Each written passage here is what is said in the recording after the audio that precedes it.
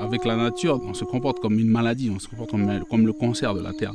C'est-à-dire, tout ce qu'on fait là, malgré que les gens, les scientifiques, tout le monde nous dit, tire la sonnette d'alarme en disant arrêtez, arrêtez de faire ça, arrêtez de faire ça. Mais on court après l'argent, on continue, on vit au jour le jour sans se soucier des générations futures.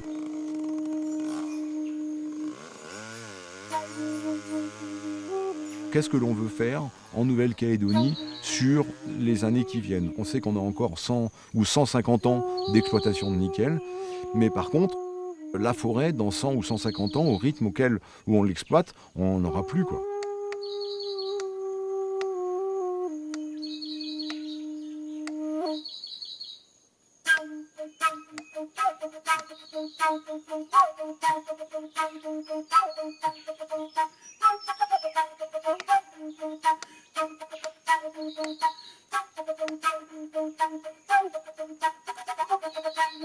Si l'homme il écrase un peu tout, la nature viendra nous régler, quoi. Ça, on n'y pourra rien. Elle est plus forte que nous.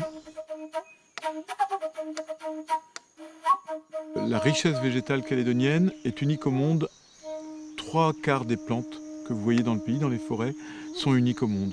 Donc quand ces forêts disparaissent, elles disparaissent non seulement de la Calédonie, mais elles disparaissent de la planète entière.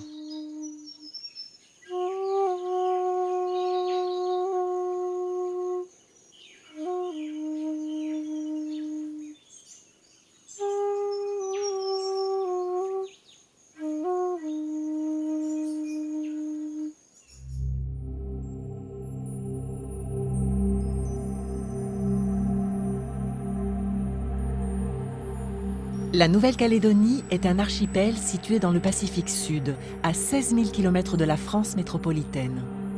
Sa biodiversité exceptionnelle fait écho au patrimoine vivant de la culture kanak, riche de 28 langues. Pour de nombreuses raisons, encore en partie mystérieuses, il subsiste sur ce caillou une concentration exceptionnelle de lignées végétales ancestrales. Mais aujourd'hui, les écosystèmes naturels qui recouvraient autrefois cet espace insulaire sont gravement menacés.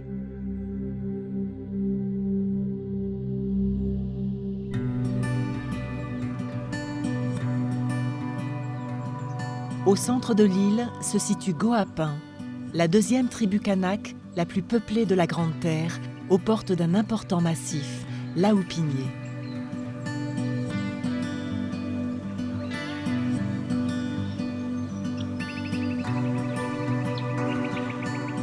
Les 750 personnes qui y vivent sont directement concernées par les menaces sur la forêt.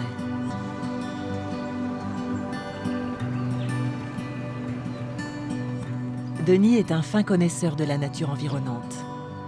Ses savoirs en botanique et le lien étroit qu'il entretient avec la flore font de lui un personnage reconnu dans la tribu.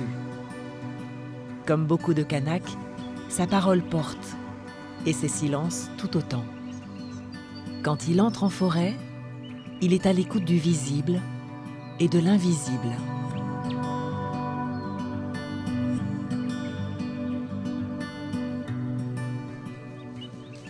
Ah, je me sens bien quand je suis en forêt. Comme je connais tous les arbres, quand je ne connais pas, mais c'est ça qui pique un peu ma curiosité.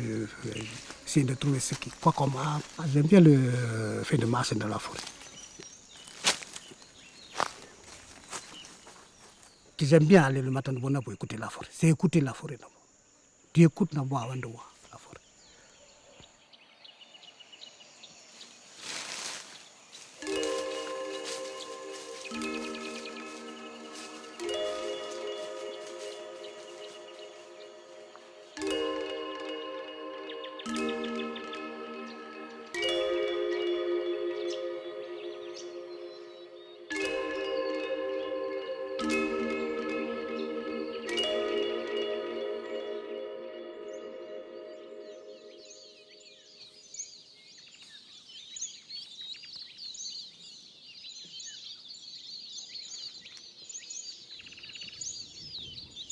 Les cerfs, ils sont de l'autre côté.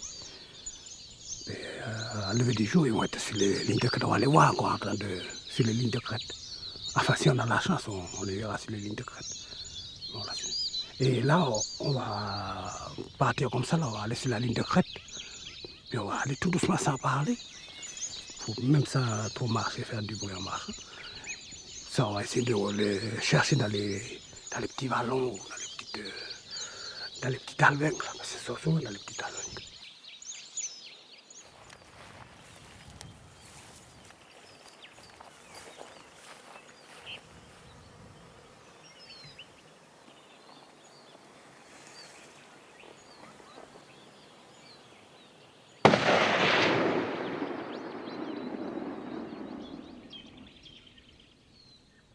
On préfère parler de régulation de la population de cerfs plutôt que d'éradication. Ça nous apporte quand même de la viande pour nourrir nos familles. Voilà. Si on tue tous les cerfs, on n'aura plus de viande. Mais voilà, le problème, voilà, il est là, il faut qu'on arrive à réguler les populations qui sont dans les forêts. Ceux qui vivent dans les forêts, ils détruisent vraiment la forêt. Denis participe ainsi à l'équilibre des milieux, perturbés par la présence des nombreux cervidés.